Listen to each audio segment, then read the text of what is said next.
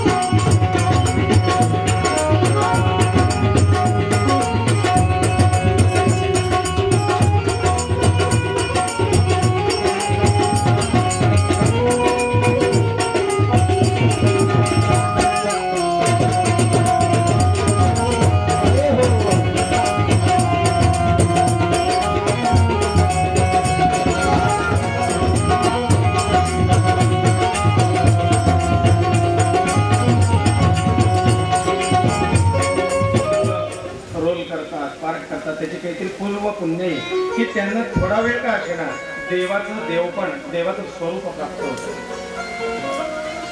तुम्ही शेवटी पाहणार आहे, तुमची पाहण्यात तुम्ही जागे कुठे होते?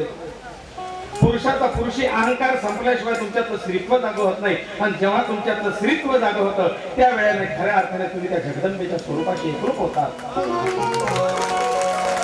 तो जर जगदंबा होऊन त्या ठिकाणी बेभान नाचतोय तर त्याला तुम्ही पुरुष आणि स्त्रियाचा भेद करणारे कोण? पूर्ण पुरुष फक्त दोन झाले, एक नर आणि एक नारायण है ना. नर नारायण आणि पशूंमध्ये सांगितलेला आहे घोडा हा पूर्ण पुरुष आहे, बाकी कोणीही पूर्ण पुरुष नाही. त्यांच्या स्त्रीत्व आहेच. ती शक्ती सांगते तुम्ही माझ्याशिवाय अपूर्ण आहात, तुमच्या स्त्रीत्व आहे. पूर्ण पुरुष कोण होता? अर्जुन आहे, नर नारायणाच्या. आणि दुसरा पुरुष सांगितलाय घोडा, याला स्तन नाही येत. घोडा एकमेव असा प्राणी त्याला स्तन नाही, बाकी माणसापासून उंदरापर्यंत सगळ्या ठिकाणी एकमेकाला शह देतात, मात देतात. तो त्याला त्या पटातून बाजूला फेकतोय, त्याच्या जागेवर हा प्रतिष्ठित होतोय. पण तो खेळ संपला की सगळे प्यादे हेच भाऊ बहीण आहेत, हेच भाऊ भाऊ आहेत, हे मित्र मित्र आहेत. मग यांच्यात पुन्हा तुम्ही असं म्हणाल मग ती पोरगी तो पोरगा तुम्ही असं कवर बनवलं. हा तुमच्या दृष्टीचा फरक आहे. दोषी तुमची दृष्टी आहे, ती वृत्ती नाही, ती बाल सुलभ वृत्ती आहे. त्याच्यात फक्त आनंद आहे. तुम्ही त्याच्यातलं ईश्वरी तत्व पहा, त्याच्यातले गुणदोष पाहू नका.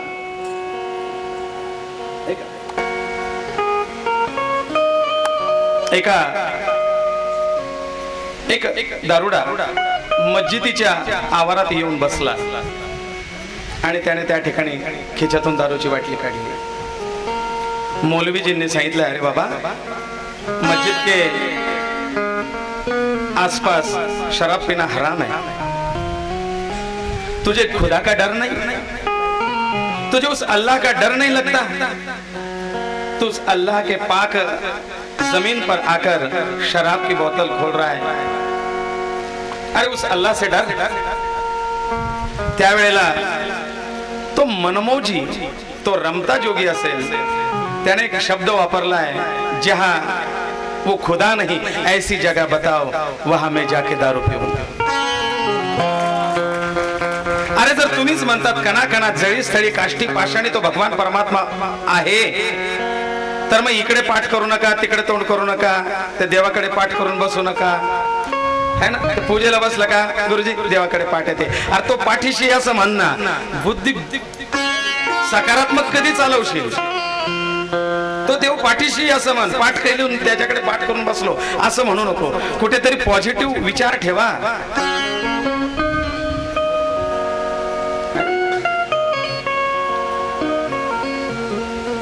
प्रोत्साहन देत चला कलाकारांना,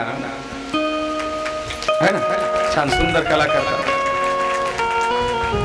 याप्रमाणे कृष्ण चरित्र सांगितलंय, ती राधा ती अष्टमहाशक्ती भगवंताच्या सोबत कार्य करते, हे कृष्ण चरित्र सांगितलं। कृष्ण अवतारच मुळे या सगळ्या गोष्टींचं बंधन तोडण्याकरता आहे। सगळी बंधन कृष्णाने तोडली, तरीही तो निर्दोष आहे, कारण तो परमात्मा आहे। भगवंत सांगतात, राजा विचारतोय देवा कृष्ण चरित्र समजलं, कृष्णाच्या जीवनात जगदंबेचं स्थान समजलं, राम आणि रामाच्या जीवनात जगदंबेचं स्थान समजलं, तुम्ही आणि मी आपल्या जीवनात जगदंबेचं स्थान समजलं,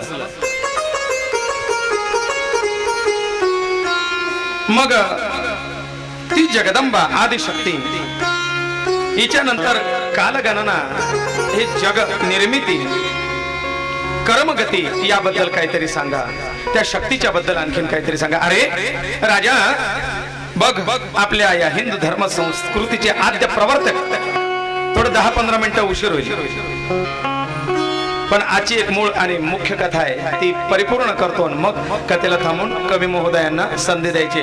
10 मिनिटात त्यांचं कवी वाचन, ते कविता वाचन होईल, मग कुमारिका पूजन आणि आरती सुरू करू, कारण 2च दिवस राहिले, तिसऱ्या दिवशी मी तुम्हाला सांगायला येणार नाही, तुम्ही ऐकायला येणार नाही।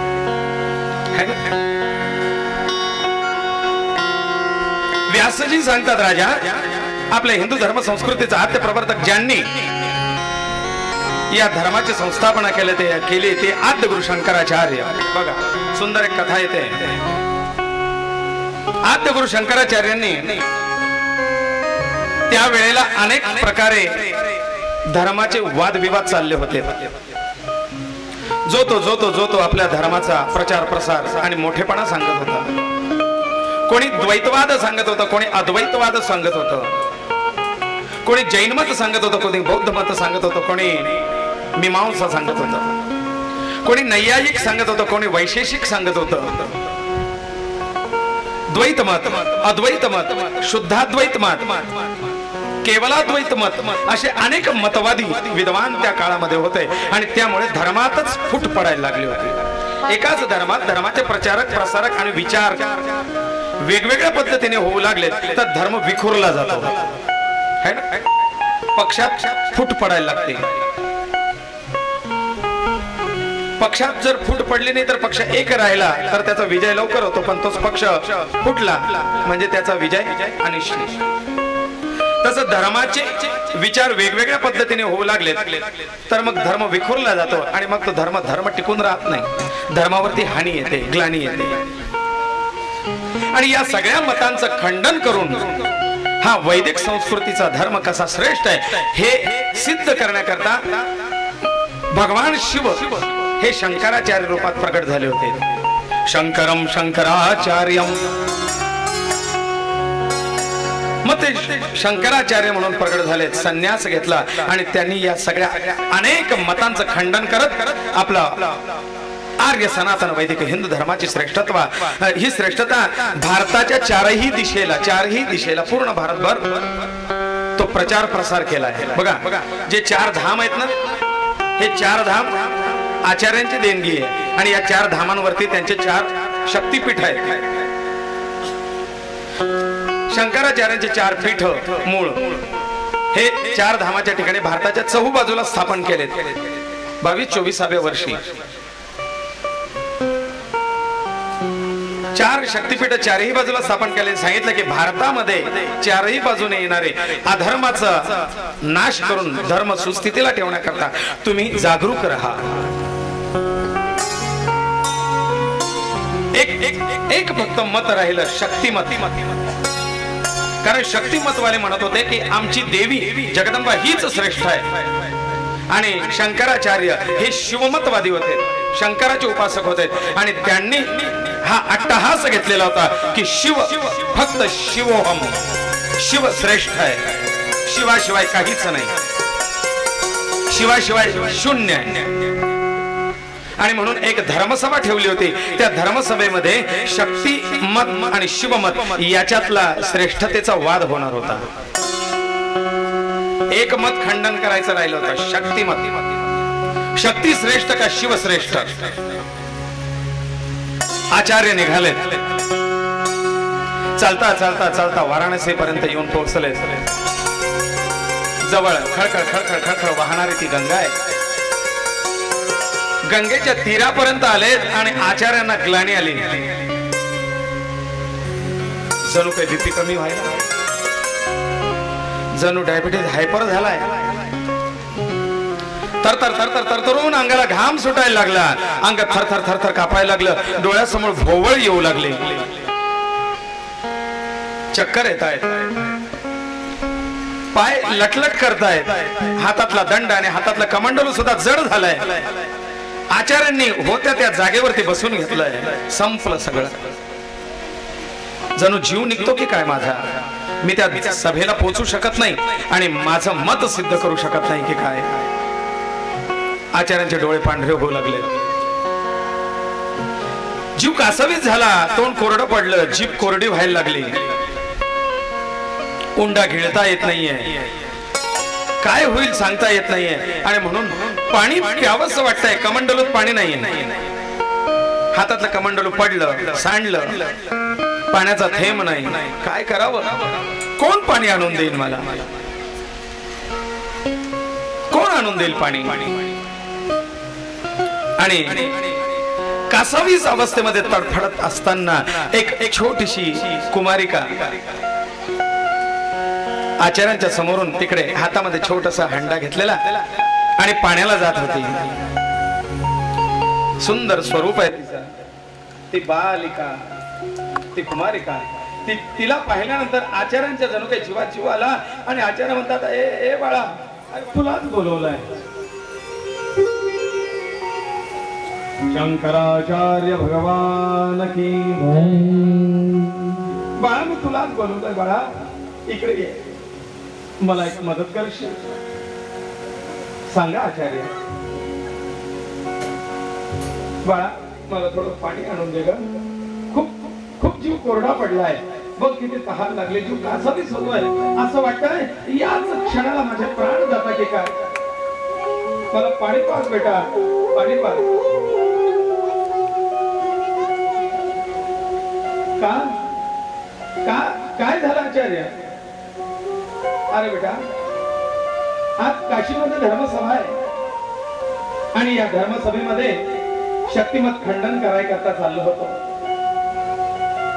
मग अगं पण बघ ना, किती अशक्त झालोय, माझ्यात उभं राहण्याची ताकद नाही. काय झालं तुम्हाला आचार्य. अगं शक्तीहीन झालं, बघ ना, उभं सुद्धा राहता येत नाहीये, हात थरथर थरथर थरथर करताय, शक्ती नाही राहिली का माझ्यात.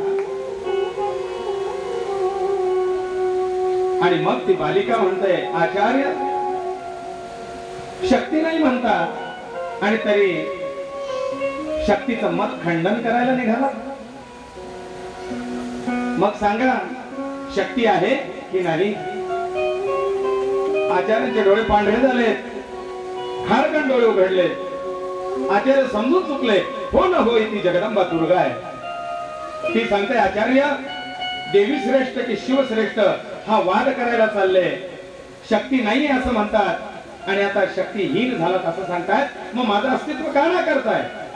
सांगा, शक्ती आहे की नाही. अहो, मी नसली तर जागेवर तो उभा राहता येत नाही. मी नसली तर शिवश्रेष्ठ आहे हे सांगायला तोंडातून शब्द निघत नाही आणि मी नाही हे म्हणताय. आचार्याने साष्टांग दंडवत घातला आणि जगदंबेला प्रणाम केला. आई, आई क्षमा कर, माझे डोळे उघडले. आचार्य तथास्तु.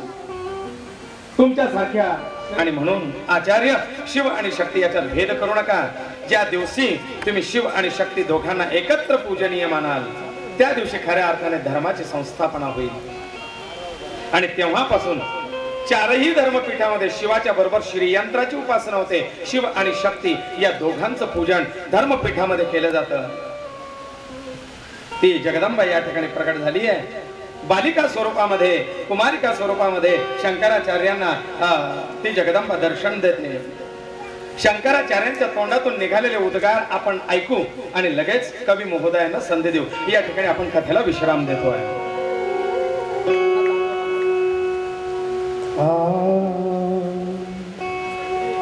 नतातो नमाता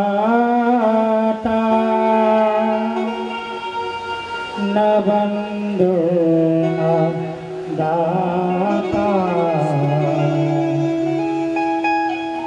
न पुत्रो न पुत्री न वृत्तिर्मयेता न जाया न वीर्या न वृत्तिर्मयेवा गति स्वगति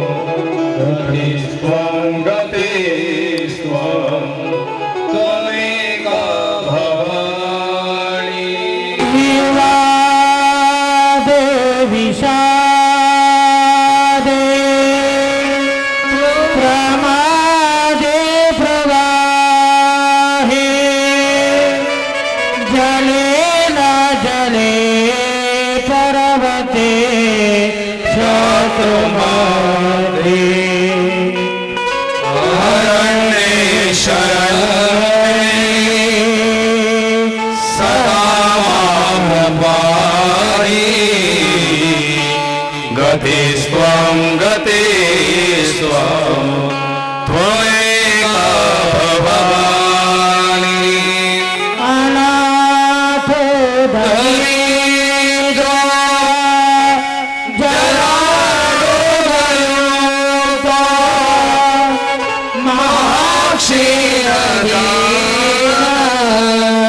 सदा जाड्यवास विमतो प्रवेश प्रणाष्ट सदा गति स्वं त्वमेव भवानी गति स्वं त्वमेव आदिशक्ती जगदंबा माता की आई अंबेचा त्रिलोकी आई अंबेचा शंकराचार्य भगवान की चला कवी महोदय गायनाचार्य वादनाचार्य आणि देवी भागवत कथेला उपस्थित सर्व बंधूंनो आणि भगिनींनो, काल कमल मावशींची पुण्यतिथी होती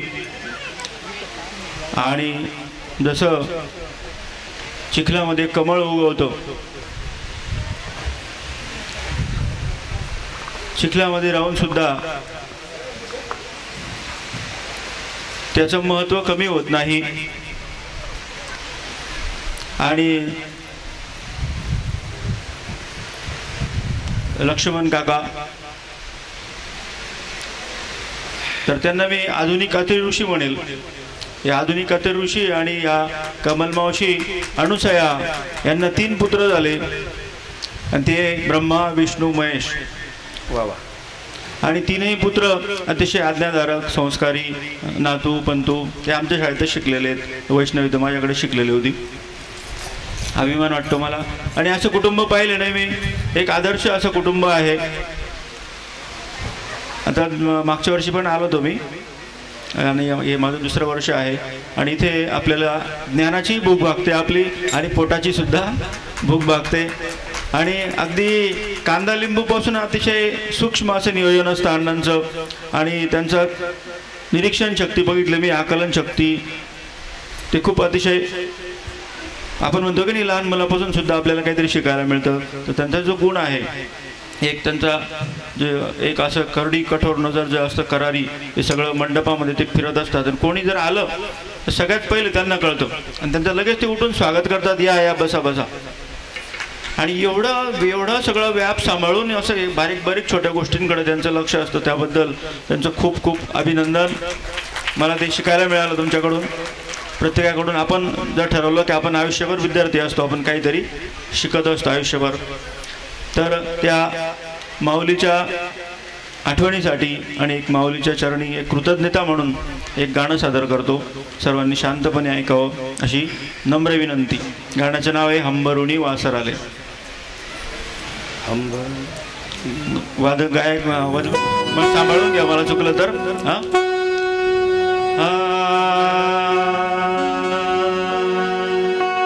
हंबरुणी वासर आले साठते जवा गाय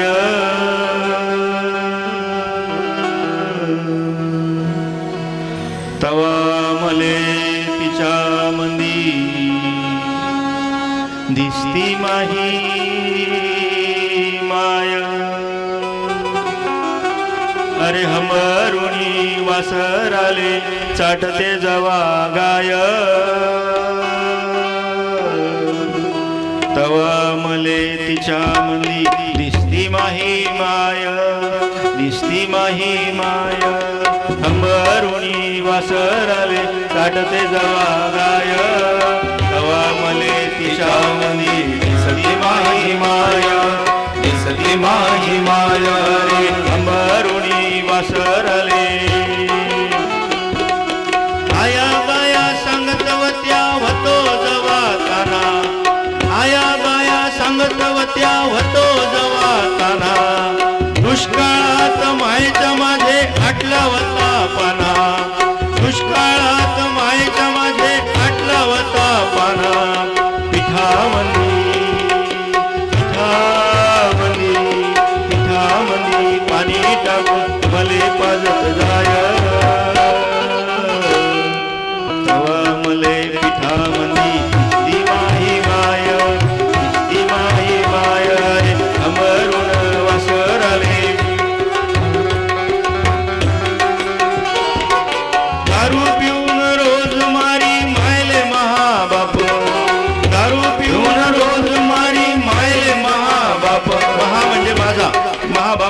माझा बाप दारू पिऊन रोज मारी मायले महाबाप थर थर कापे अन लागे तिले धाप थर थर कापे अन लागे तिले धाप कसायाच्या धावणीला बांधली जशी गाय तवा मरे गाई मंदी दिसली माई माय दिसली माई माय रे असरून असराले अटक बागाय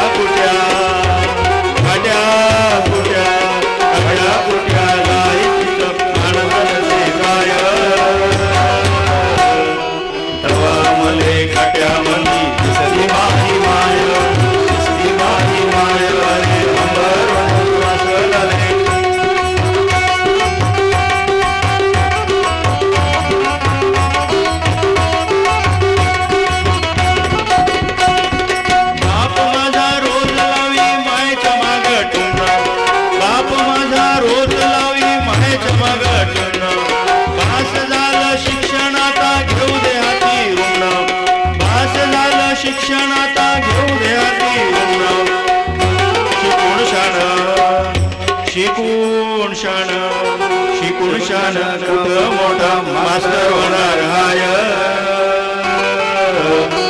तवा मले मास्तर मंदी दिसली माही माय दिसली माही माय रे अंबरुण वासराले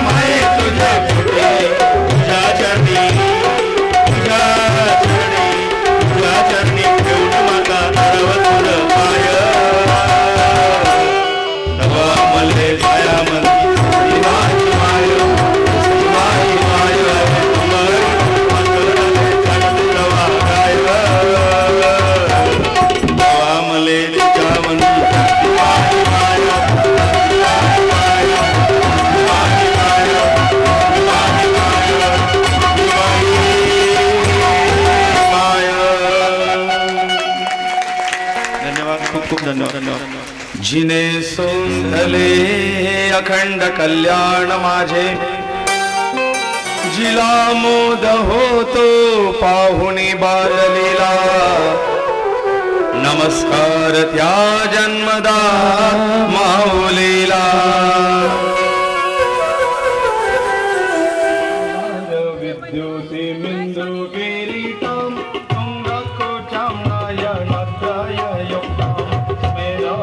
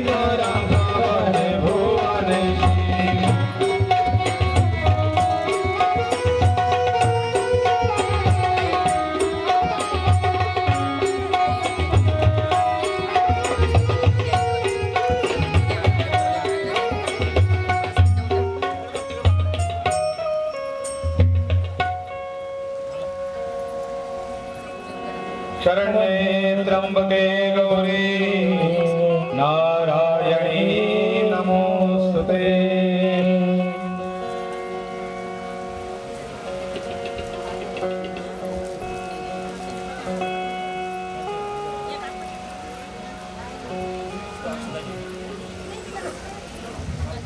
रोजचं सुवासना पूजन, कुमारिका पूजन, कुमारिकेला छानपैकी नऊवार साडी, सुवासिनीची साडी सोळीने ओटी, याप्रमाणे रोज त्या जगदंबेच्या स्वरूपाची पूजा केली जाते।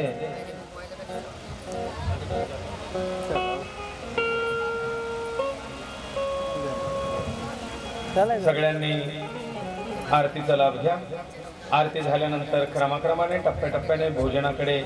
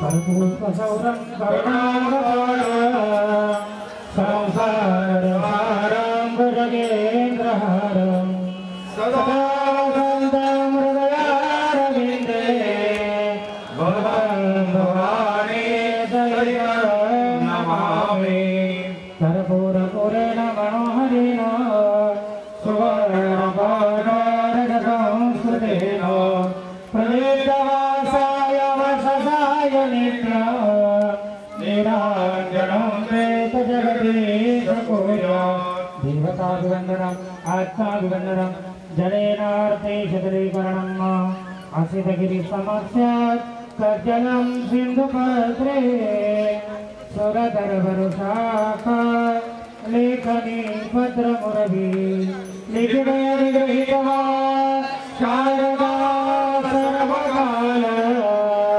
तदभिगुणानामीशकारन्नयादि नानासुगन्धपुष्पाणि यथा कालोद्भवानि च पुष्पाञ्जलिर्मया दत्ता पुराण परमेश्वर हिमाते तुझे ध्यान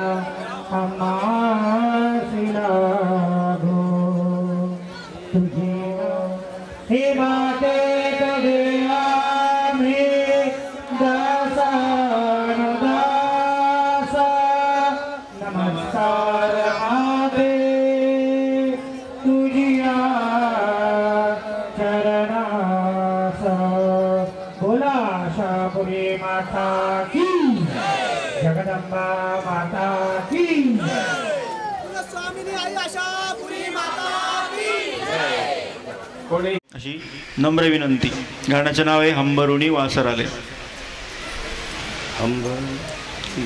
वाद गायक मग सांभाळून घ्या मला चुकलं तर. हा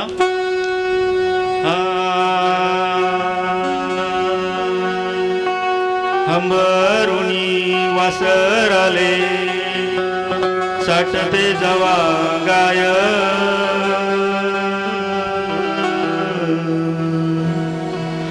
तवा मले तिच्या मंदी दिसती माही माय. अरे हंबरुणी वासर आले चाटते जवा गाय तवा मले तिच्या मंदी दिसती माही माय दिसती माही माय. हंबरुणी वासर आले चाटते जवा गाय तवा मले तिच्या मंदी दिसती माही माय दिसती माही माय. रे हंबरुणी वासर आले आया बाया सांगतवत्या होतो जवाताना आया बाया सांगतवत्या होतो जवाताना दुष्काळात मायेच्या माझे आटला होता पाना दुष्काळात मायेच्या माझे आटला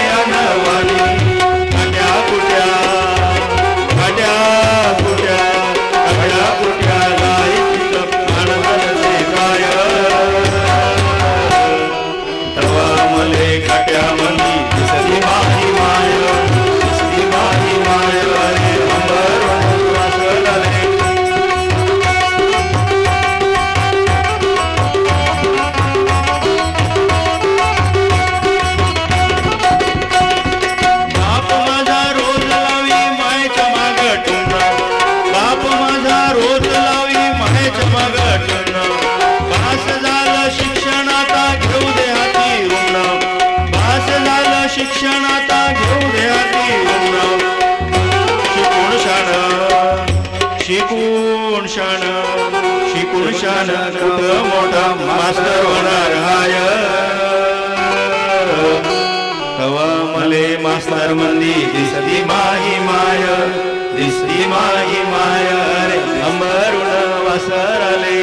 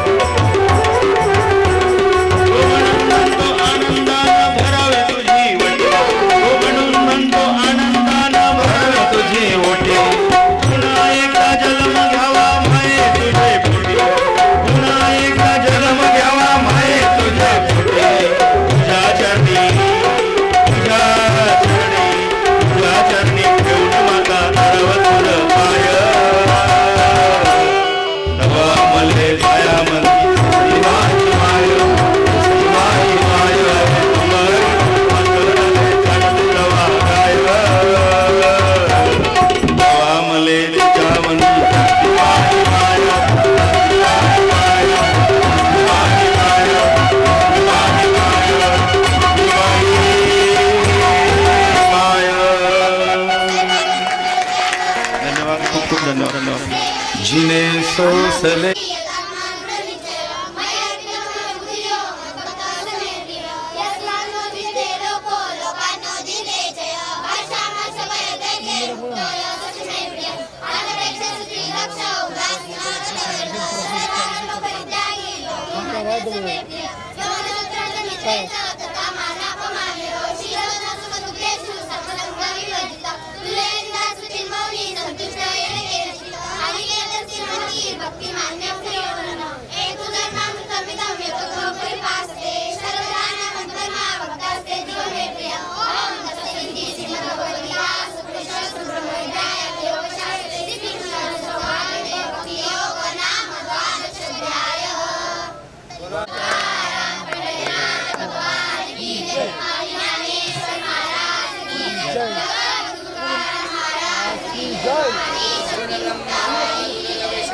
गुरुर्देवो महेश्वरः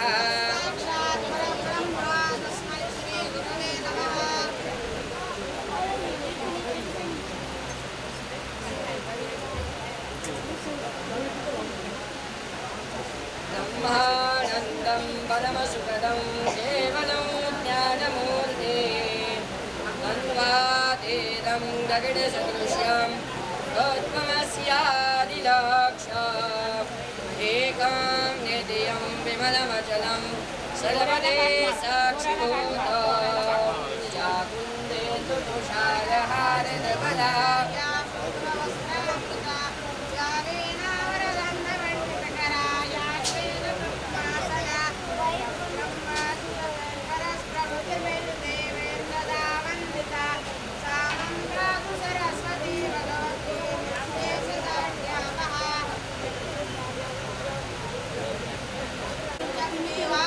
गुरुर्ब्रह्मा गुरुर्विष्णु गुरुर्देवो महेश्वरः